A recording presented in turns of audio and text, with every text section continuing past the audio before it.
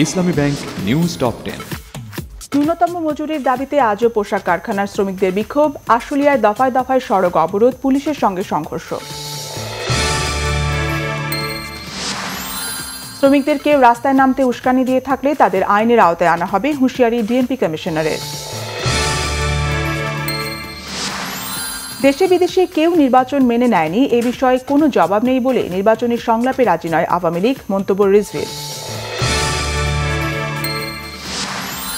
নির্বাচন নিয়ে প্রশ্ন তোলার সুযোগ নেই, বিদেশিদের অভিনন্দন বার্তাই তার প্রমাণ, বলেছেন ওবায়দুল কাদের।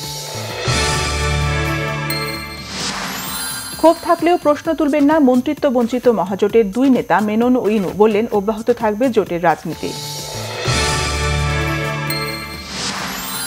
28 ফেব্রুয়ারির মধ্যে সারা দেশের ভূমি সংশ্লিষ্ট কর্মকর্তাদের সম্পদের হিসেব মন্ত্রণালয়ে জমা দেওয়ার নির্দেশ ভূমিমন্ত্রীর। সর্বোত্তরের জেলা পঞ্চগড়ে আজ সর্বনিম্ন তাপমাত্রার রেকর্ড 8.0 ডিগ্রি সেলসিয়াস। টেকনাফের নীলায় গোলাগুলিতে 2 জন নিহত, পুলিশের দাবি নিহতরা মাদক ব্যবসায়ী। সীমান্ত দেয়ালের বরাদ্দ পাওয়া নিয়ে ট্রাম্পের একগুঁয়েমির জেরে যুক্তরাষ্ট্রের অচলাবস্থা, অতীতের সব রেকর্ড ছাপিয়ে গেছে।